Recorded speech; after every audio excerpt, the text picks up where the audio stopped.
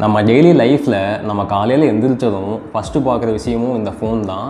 Night தூங்கும்போது லாஸ்ட்டாக of பண்ணி வச்சுட்டு தூங்குகிற விஷயமும் இந்த ஃபோன் தான்.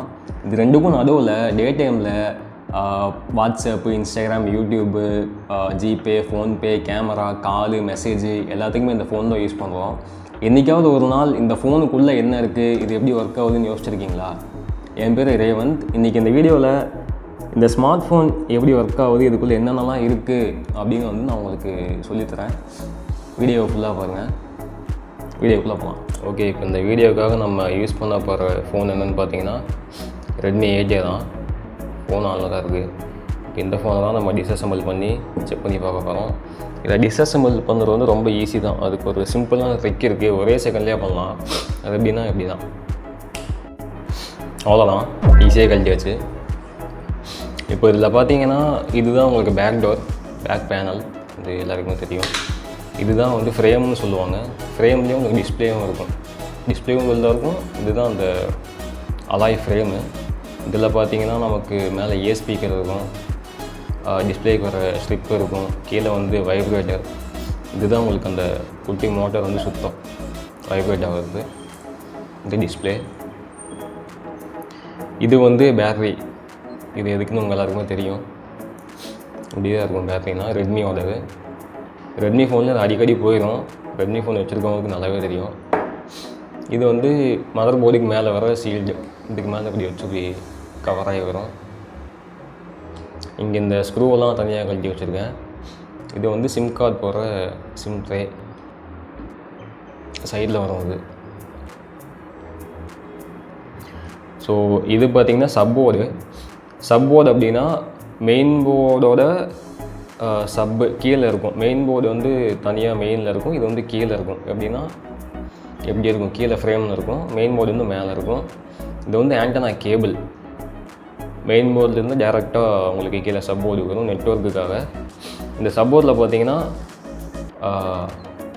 டைப் சி சார்ஜிங் போட்டு, அப்புறம் ஹெட்ஃபோன் ஜாக்கு. ஹெட்ஃபோன் ஜாக் இப்போ வர ஃபோன்லாம் வரதே இல்லை, கேட்டால் ஸ்பேஸ் இல்லைங்கிறாங்க. ஹெட்ஃபோன் ஜாக் இதில் இருக்கும். அப்புறம் மைக்கு, கீழே மைக் இருக்கும். நம்ம கால் பேசும்போது இந்த மைக் தான் யூஸ் ஆகும். அடுத்து பார்த்தீங்கன்னா ஸ்பீக்கரு.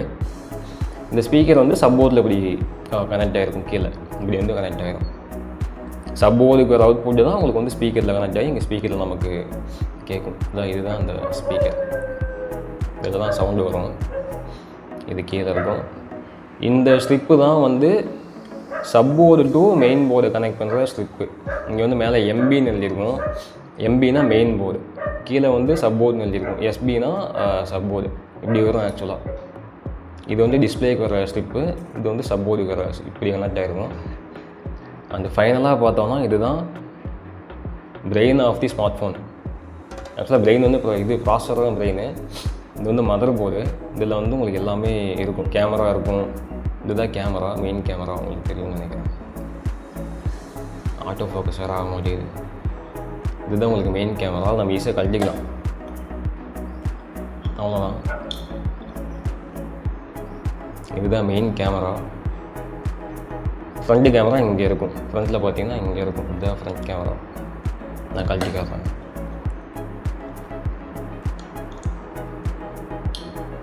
இதுதான் ஃப்ரண்ட் கேமரா. ரெண்டுமே உங்களுக்கு மெயின் போர்டில் கனெக்ட் ஆகிருக்கும். இந்த மெயின் போர்டில் தான் உங்களுக்கு எல்லாமே இருக்கும்.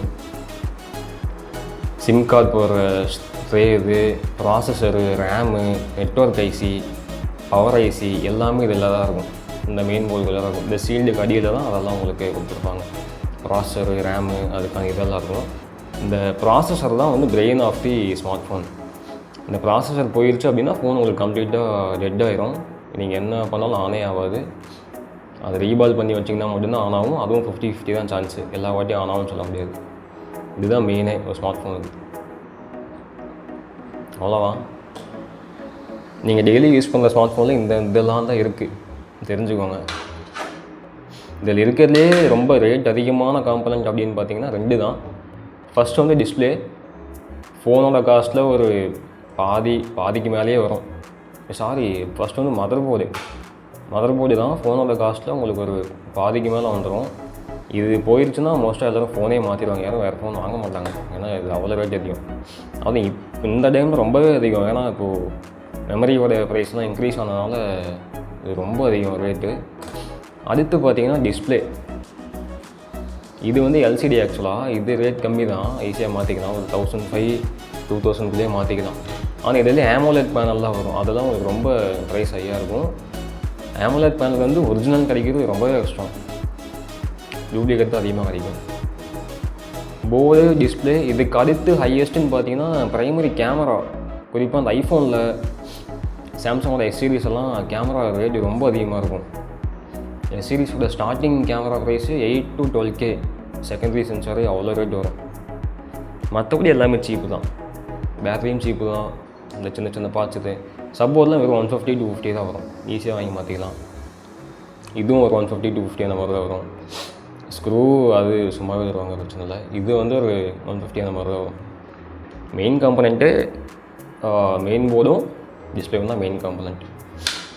ஸோ அவ்வளோதான் இந்த வீடியோ. இந்த வீடியோவில் கொஞ்சம் உதயம் பண்ணியிருப்பீங்கன்னு நினைக்கிறேன் எல்லோரும். பிடிச்சிருந்தா லைக் பண்ணிக்கோங்க, சப்ஸ்கிரைப் பண்ணிக்கோங்க. Thank you guys. வீடியோ வந்து கொஞ்சம் சேக்கியாக தான் இருக்கும், ஏன்னா என்கிட்ட கிம்பல் இல்லை. ஒரு கையில் பிடிச்சிட்டு ஒரு கையில் தான் நான் காமிச்சிட்ருக்கேன் எல்லாத்தையும். Thank you guys, by.